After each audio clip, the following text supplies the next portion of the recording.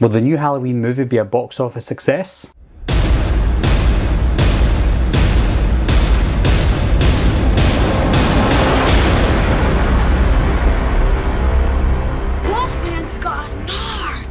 So before we see any trailers or before we even see the movie, I'm going to try and predict as best as I can and as accurate as I can how much the new Halloween movie will make at the US and the international box office. So I looked at the figures from a lot of the Blumhouse movies, and I've looked at the figures for the past Halloween movies as well. I'm trying to kind of figure out how much it's going to make at the weekend when it first comes out and how much it's going to make overall. And if it is successful, with success comes sequels. So last year's hits, Split and Get Out, made between $30 and $40 million each at the opening box office in the US alone, and then they went on to gross almost $300 million each at the worldwide box office.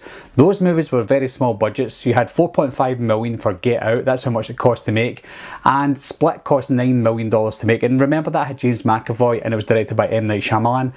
With the new Halloween movie, although it's got Jamie Lee Curtis in it, I think they've still got a budget of $10 million maximum. That is complete maximum. They've got a small cast, a fairly unknown cast as well, apart from Jamie Lee Curtis. So I think they've kept it under $10 million. Blumhouse like to do that. They like to keep their budgets very small. Obviously, we don't just factor in the production cost of the movie. We have to factor in the cinema costs for them to show the movie and also the marketing for it. The marketing, we've not seen too much about the marketing yet, and Blumhouse again like to keep the marketing at a minimum. I think they'll probably spend between 10 and 15 million absolute maximum for the production marketing for this film. Let's say $10 million. That's kind of realistic for a horror movie of the Halloween size. So say $10 million plus the $10 million that it costs to make. That's $20 million. Now if you look at movies like Truth or Dare, that cost $3.5 million to make. It's a Blumhouse movie, that's why I'm mentioning it. And people didn't really see it as a success because it didn't live up to the whole Split and Get Out phenomenon and the amount of money that they made. But I have to remember, $3.5 million is still a fairly low amount of money to make a horror movie. Now it made about $40 million in the US, and it made about $40 million internationally. It actually made $81 million worldwide, so $81 million for a $3.5 million budget.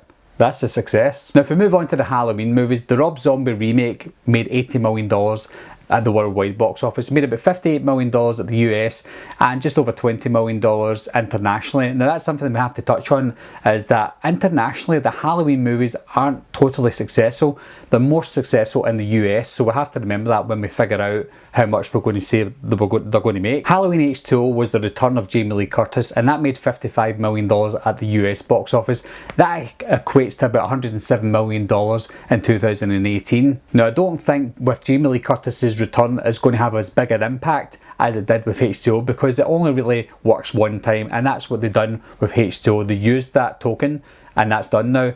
Now with Jamie Lee Curtis coming back, it will make a lot of money with her character in it, but I don't think it's going to make as much as it did in 1998. So my prediction for the US box office is going to be around $95 million.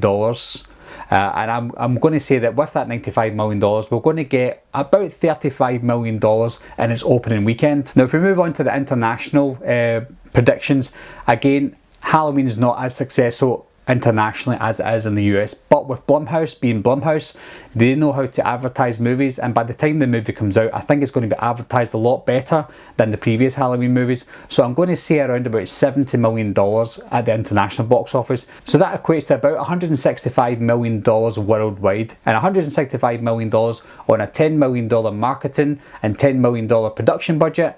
I would say that is a major success. And like I said, with success comes sequels, but what are they going to do with this new Halloween franchise? That's a big question, because Blumhouse have finally got the rights to Michael Myers and the Halloween franchise, and are they really going to let it go with one movie, especially if it is a monumental success? No, I don't think they will. I think they will do sequels, but a lot of people did say that the more sequels that come out, then the more diluted the storyline is, and it just becomes like the original Halloween movies, and you don't want that with this new franchise.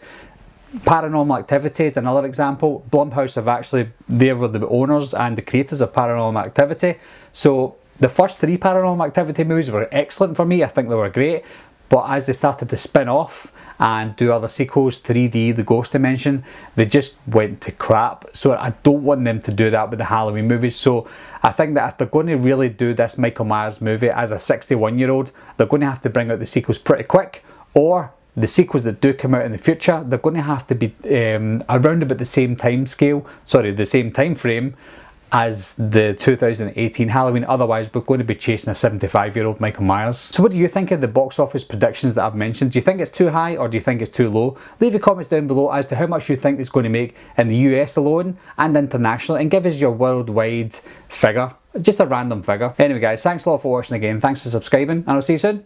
Bye bye.